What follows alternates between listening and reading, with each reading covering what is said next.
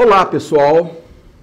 Aqui é Cássio Brant, sou doutor e mestre em Direito Privado pela PUC Minas, especialista em Direito da Empresa e da Economia pela Fundação Getúlio Vargas e estudo o Direito Digital há 20 anos. Sou autor do livro Marco Civil da Internet, autor do livro Uso Capião na Propriedade Intelectual e organizador do livro Direito Digital e Sociedade 4.0.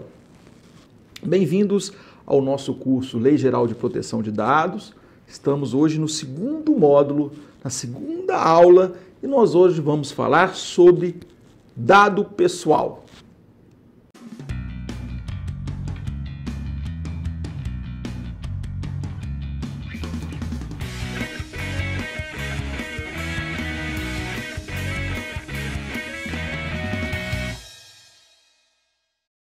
O tema de hoje da nossa segunda aula é dado pessoal.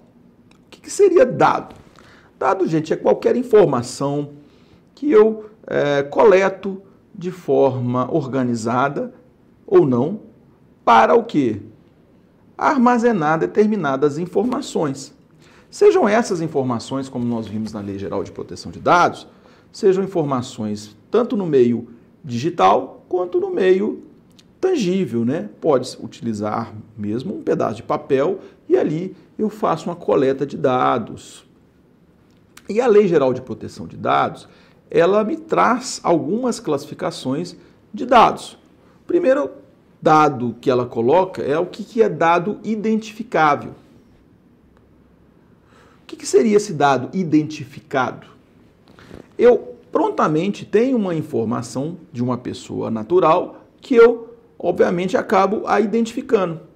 Seja o nome dela, pode ser o CPF, pode ser o registro geral, né, na Secretaria de Segurança Pública, né, o RG, entre outros dados.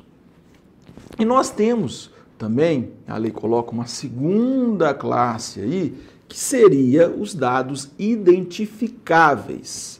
O que são esses dados identificáveis? Eu prontamente não sei a quem pertence aquele dado, mas diante de outros dados ou aquele dado que foi me fornecido, eu tecnicamente chego a determinada pessoa natural. Então são dados que, pela característica deles, facilmente eu identifico uma pessoa.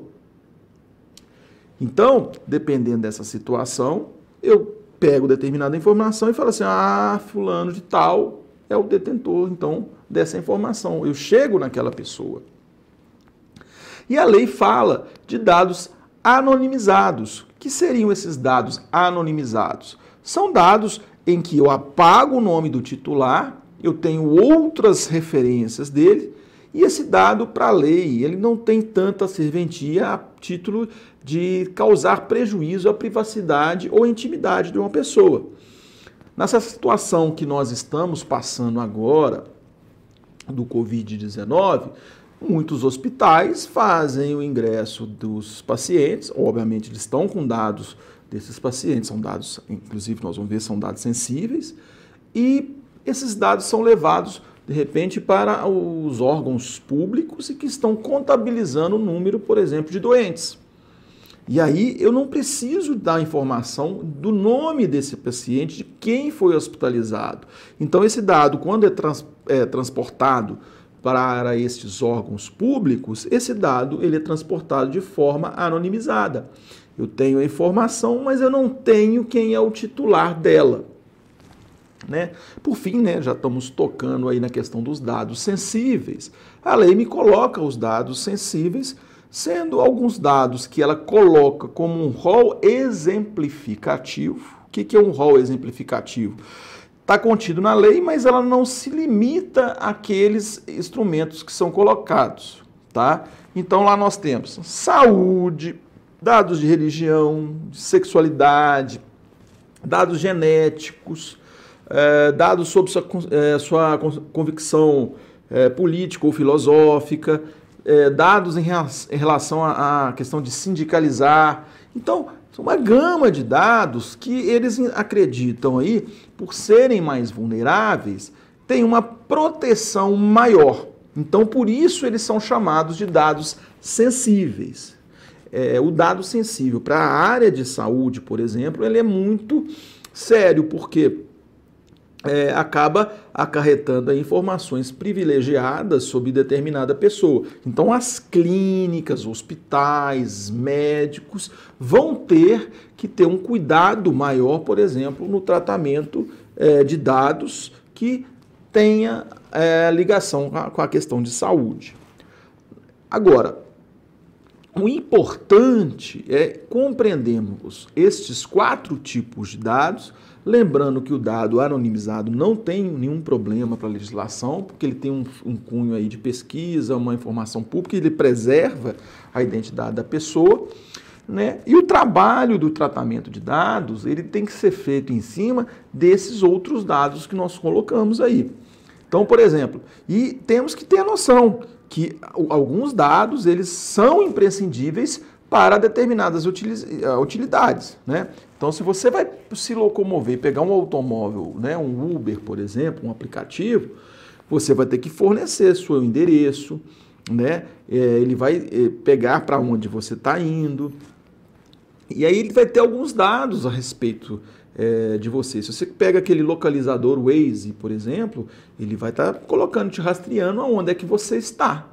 Então, não tem como fazer o funcionamento desse app se eu não coletar determinados dados. Eu não tenho como ir ao médico e não me passar dados sensíveis para ele em determinada situação que envolve minha saúde. A gente tem que tirar essa concepção que não podemos coletar dados nenhum. O que se deve, que a lei se coloca, tem dados que têm que ser coletados para determinados funcionamentos e operações, mas restrito àquela função. O que a lei veda é esse excesso de informação desnecessária e muitas vezes utilizada com fins econômicos.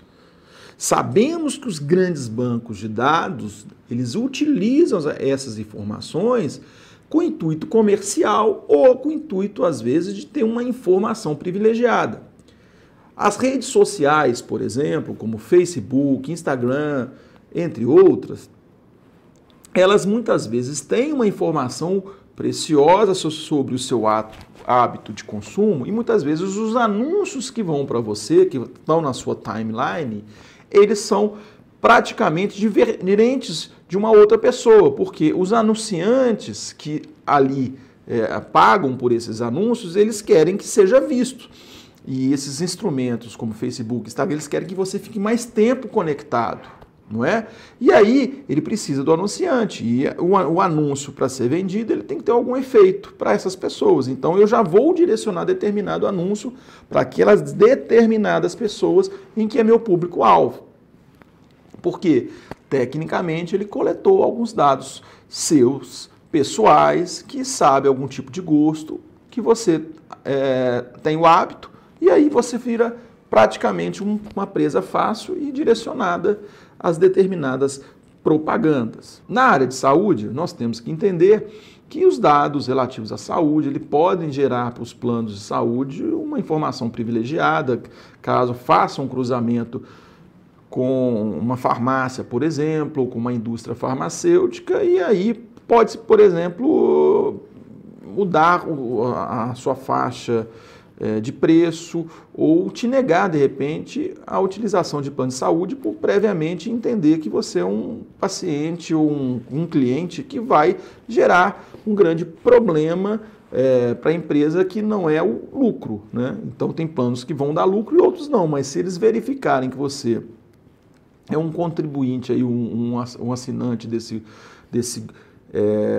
contrato de consumo em que vai ter aí um gasto maior, tecnicamente você vai virar uma pessoa não quista nesses planos de saúde. Então, por isso a importância desses bancos de dados. Nós vivemos hoje a sociedade de vigilância.